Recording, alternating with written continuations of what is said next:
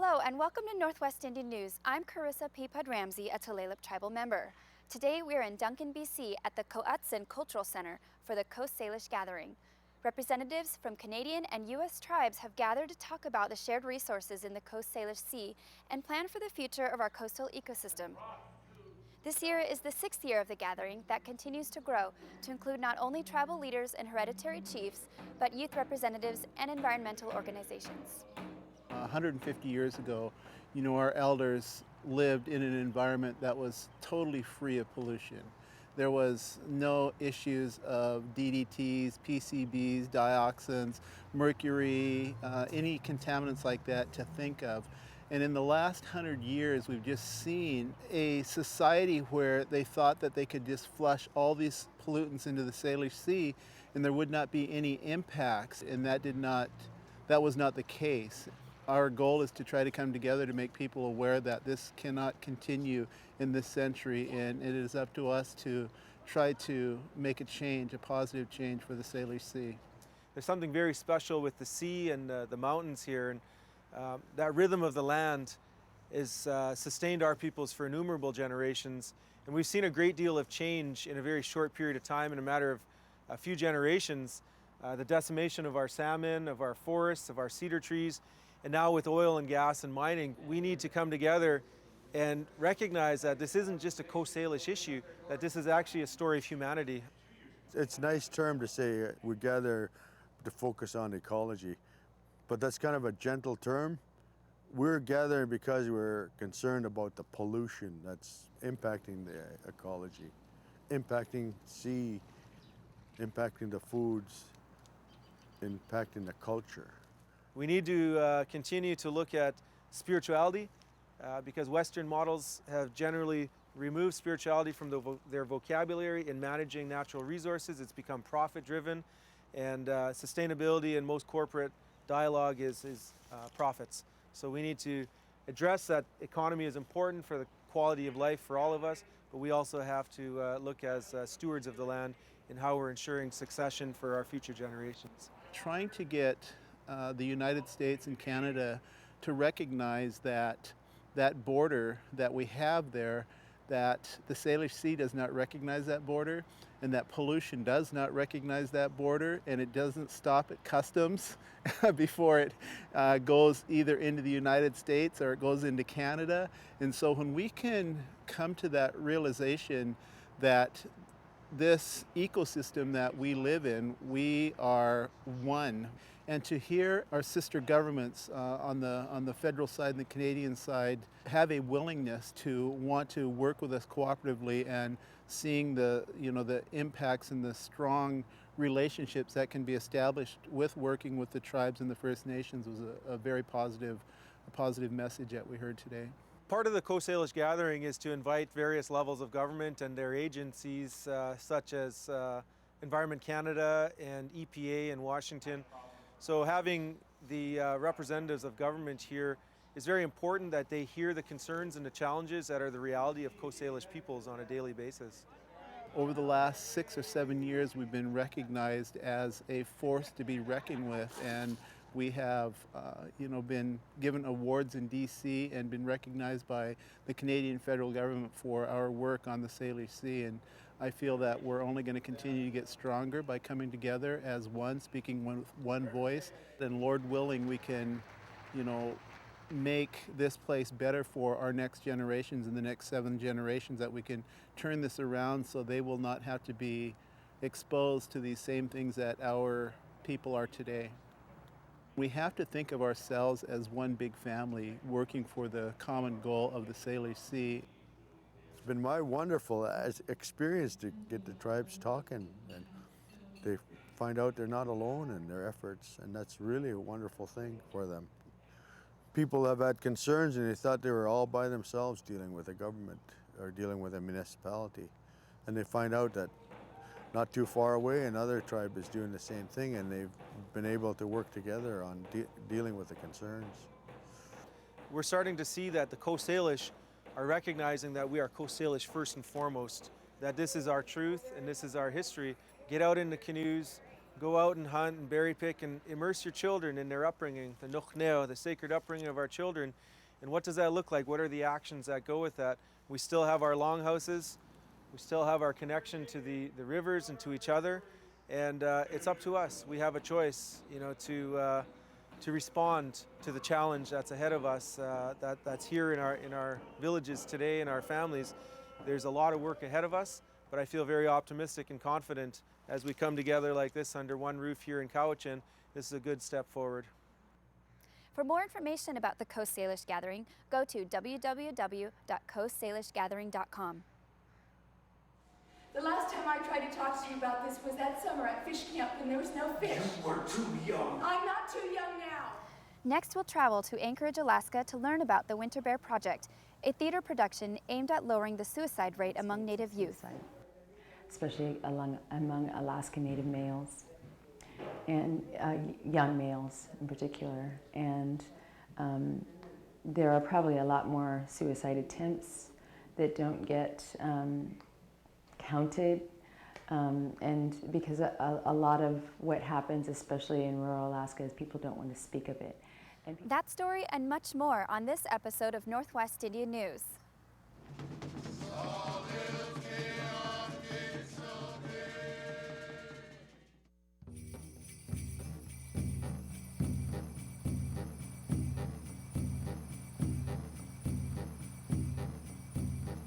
If I stay on the res, I'll be 8 times less likely to drop out of college. If I stay on the res, I won't be just another number. I can learn biology in my native language. I can use my education to help my people. If I stay on the res, I'll be more likely to transfer to a university. 6 times more likely if I stay on the res. There's a 9 in 10 chance I'll finish college. And I will finish college. I will learn about the old ways so my culture will live on. I will make my parents proud.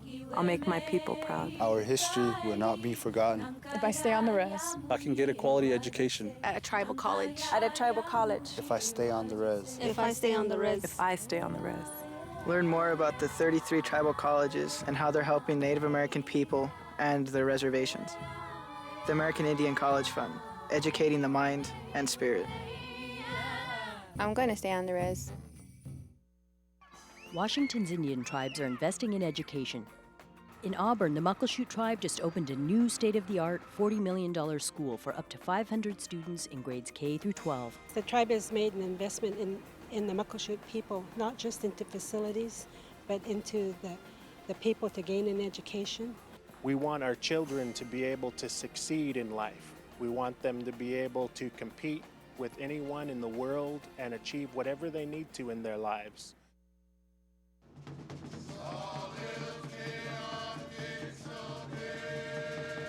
Welcome back to Northwest Indian News. For decades, Alaska Native peoples have had the highest suicide rate of any ethnicity in the United States.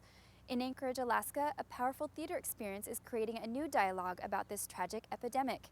The Winter Bear is a dramatic and original play that is broadening awareness about suicide while promoting healing through the performing arts.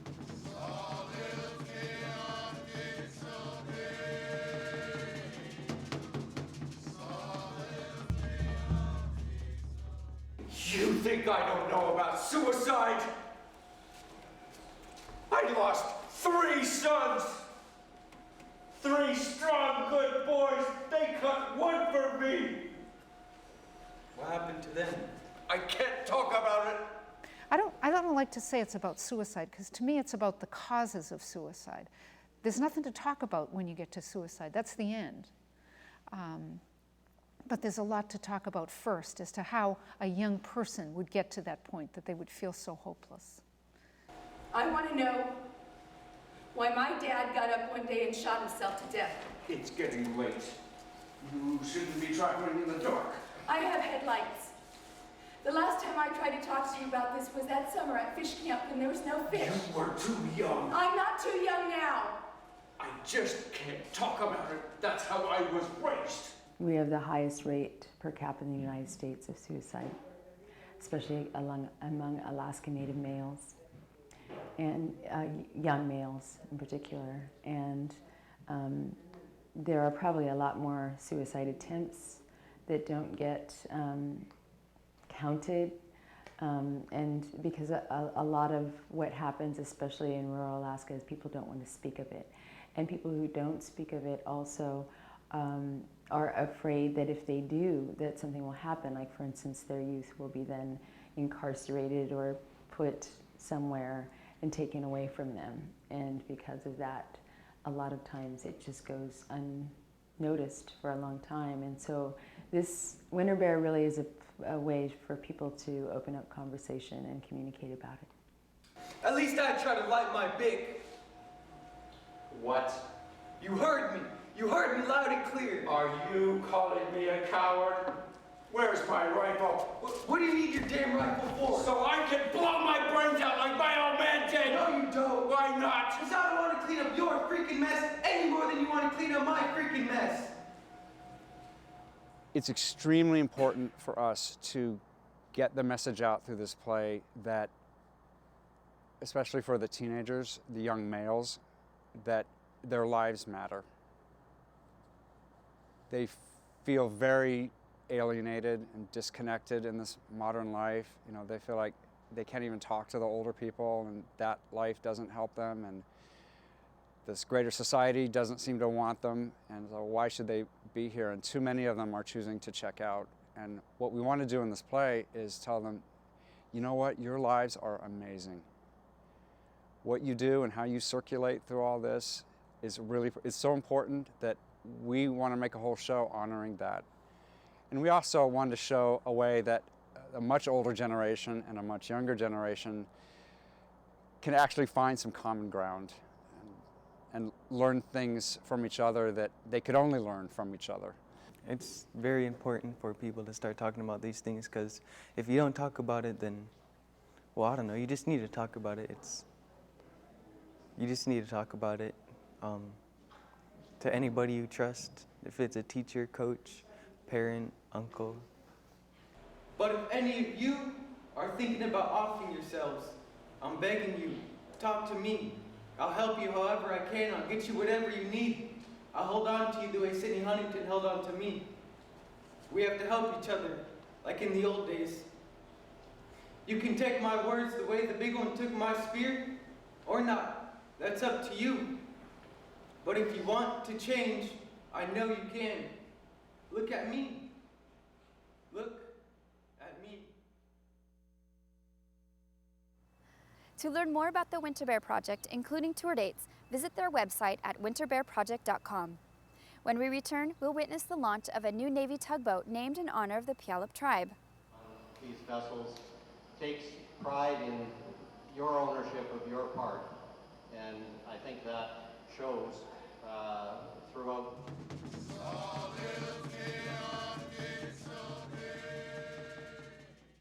Washington's Indian tribes are investing in jobs.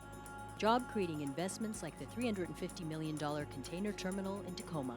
Puyallup Tribe, through Marine View Ventures, is partnering with SSA Marine to develop a 200-acre, 3-berth terminal, which at full build-out will be the largest terminal in the Pacific Northwest. Tribal governments are investing in Washington's economy, creating jobs in many different industries.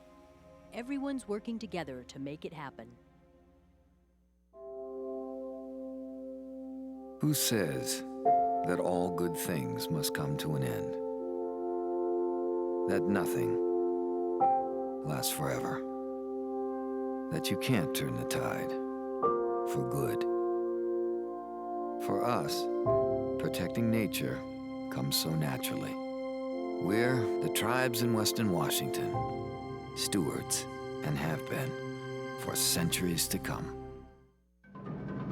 If everyone who visited a landmark, a monument, or a burial ground took a piece home with them, there would be nothing left. Nigigua. American Indian nations ask you to respect the sacred places of our people and report those who don't. Glowitz Mazagidats. Learn more at www.lewisandclark200.org. Washington's Indian tribes are investing in health care. The Jamestown S'Klallam tribe is expanding their health care clinic to meet an ever-growing community need. Quality health care of our people, of our citizens, Indian and non-Indian alike, is essential for our future. This new 35,000 square foot clinic will provide medical services and be open to the general public. Tribal governments are investing millions of dollars each year across our state to improve health and dental care in our communities. That's the bottom line for us, is quality health care.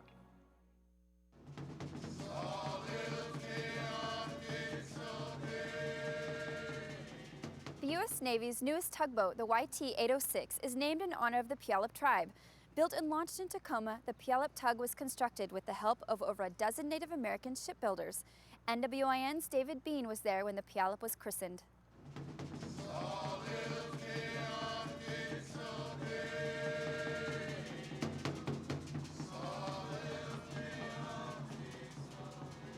The U.S. Navy has a long history of naming service vessels after U.S. tribes. We're standing by the newest Navy tug, the Puyallup, built by J.M. Martinak Shipbuilding of Tacoma, Washington. But the Puyallup is more than just a name on a ship. It represents the coming together of the U.S. government, private industry, and Indian tribes. Some people kind of take it for granted that they name or they dub or they hang a moniker on a project or a product, that it represents a people, a culture, a being. The shipbuilding company came to me and said, you know, we'd like to actually show greater respect to the tribal nations. And, you know, we feel kind of odd about not talking to the tribe first. And I said, well, thank you. I knew you were great people, but this shows great respect. So they asked me, they said, Chris, you know, we'd really like to sit down and do this in a good way. And how can we go talk to the Puyallup tribe? And I said, well, you know what? That's a question I've answered quite often lately. How do you go talk to the tribes? I said, well, what do you say to your neighbor? Hi. So there, you know, that started this great conversation. To the Puyallup, the Sapalabush, which in their language as Puyallup means the giving people, to use their name and then to ask permission to use their name is showing the greatest respect. We have between 85 and 100 folks in here, all union craftsmen that are working on these boats. And we have a number of tribal nation members, not just the Puyallups, but other tribes as well. We have tribal members now that have been with us for 30 years. So it's been a terrific relationship. They turn out great work, as you can see. And tonight, they are going to do a ceremony. They are going to bless the vessel, and Ms. Rolene Hargrove of the Puyallup Nation will be the sponsor of the vessel. So it's on a lot of different levels. This is a terrific relationship and a great partnership with the nation.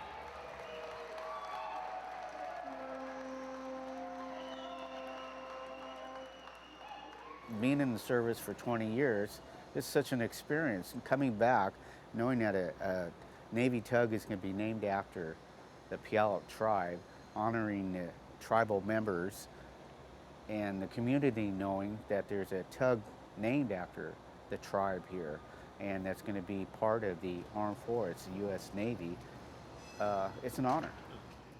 It became very obvious once we went to the tribes what our mutual interests were. We wanted to honor the tribes, and that's kind of like a tabletop level. And it wasn't until we sat with them, we talked with them, and we got involved with them to understand this and found out how many interests we have in common: jobs, stewardship, environment. You know, all the things that we have in common. It became kind of obvious that we are and they are basically going down the same path. So the relationship, I'd like to think that it was a relationship that had been sitting there for a long time, and until we, you know, went and asked, and that was our job to do, until we went and asked, we didn't really know how much we had in common or what good friends they are to us. Martinak is going to present the Puyallup tribe with a plaque that will be placed in the pilot house that will be telling the story of the Puyallup tribe.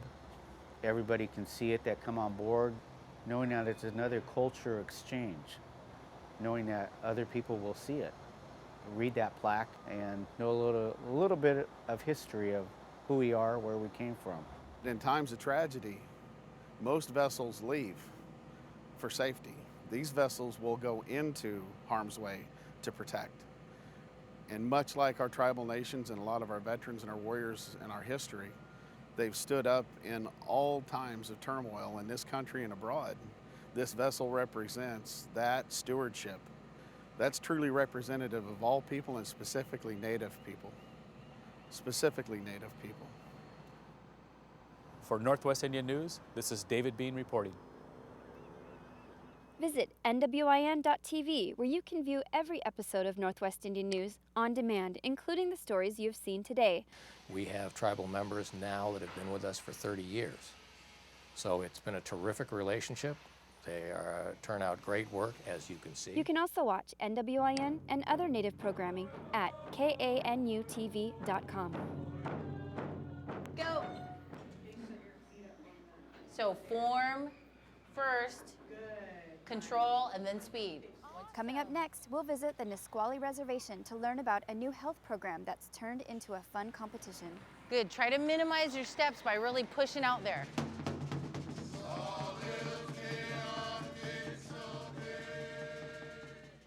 Washington's Indian tribes are investing in natural resources. The main goal of the Tulalip Forestry Program is to preserve over half of our reservation in the forestry classification. The Tulalips manage their tribal forest lands, create jobs, and also work with the U.S. Forest Service in our national forests. We have a very unique collaborative effort here with the Tulalip tribes to restore the landscape for future generations. Tribal stewardship of natural resources across Washington is an investment that benefits everyone. Indian languages are libraries of ancient knowledge. When a language dies, that knowledge is lost forever. Native American languages hold answers for the future. Please help us save our languages. Learn how at lewisandclark200.org. Washington Indian tribes are investing in the environment. The Nisqually tribe has undertaken the restoration of the Nisqually River Delta. The goal of the project is to remove all the dikes, reflood the estuary, and help bring back the salmon runs. The Delta is a huge piece of our environmental efforts. So we feel this really deep internal desire to keep the river as well as these surrounding prairies in the best shape possible. Kepem Kalo, Paisex, Kenena, Wetespama. Our people come from this land. Our languages and cultures are reflections of its beauty. This land is a gift to all beings. It is the home we live in together. Always have respect. Join us in taking care of this land. Learn more at www.lewisandclark200.org.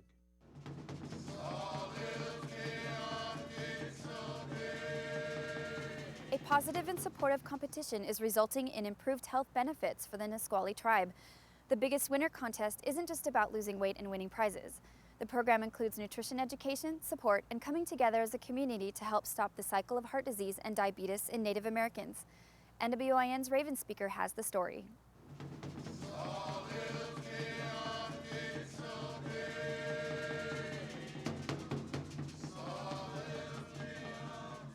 Your friendly neighborhood Raven Speaker is here in Nisqually today to find out how great music, good exercise, and a little friendly competition can go a long way to inspire a whole tribe to better health. Nice low center of gravity so you don't hurt your knees or your ankles. There's a lot of everybody that needs it. Diabetes, high blood pressure, obesity throughout our communities, and it's getting younger and younger and younger. It's more prevalent, more obvious.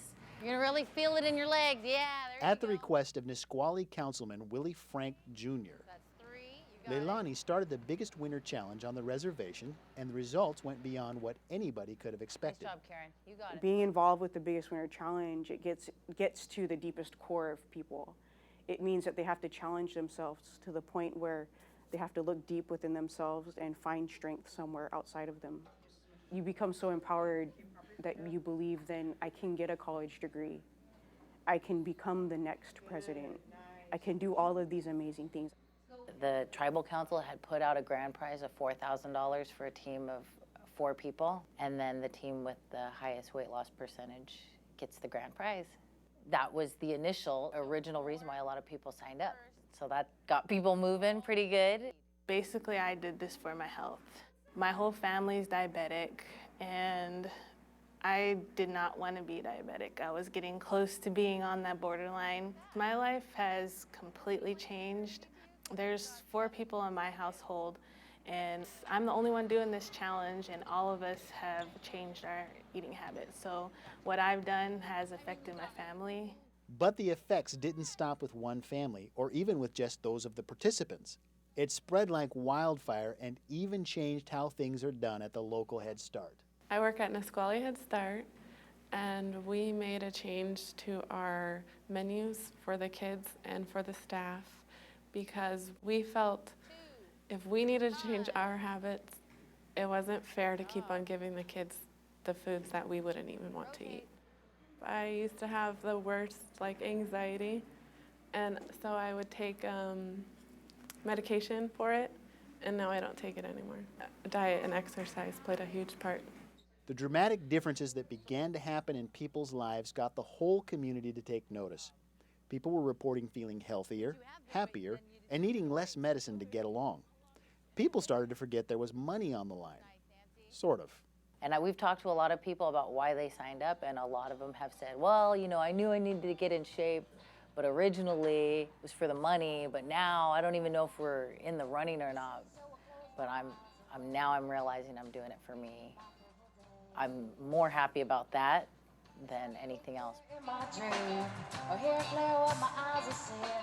And now finally, the whole tribe has come together to tonight's finale to see how everyone has done, and even though they're all winners, finally answer the question, which team is the biggest winner? First place team, it's the grand finale for $1,000 per person for $4 grand. Goes to Team Nawachat. I'm hungry. Tina McLeod, Stacy. It's always a thrill to see people striving for more. And when a talented and successful artist such as Leilani is willing to give of herself to help people and inspire people, that's the thing that we're all going to win by. For Northwest Indian News, I'm your friendly neighborhood Raven speaker saying, Dim Algagnitsin. I'm Carissa Peapud Ramsey, and I hope you've enjoyed the stories we've brought to you today. Thanks for watching, and I will see you next time on Northwest Indian News.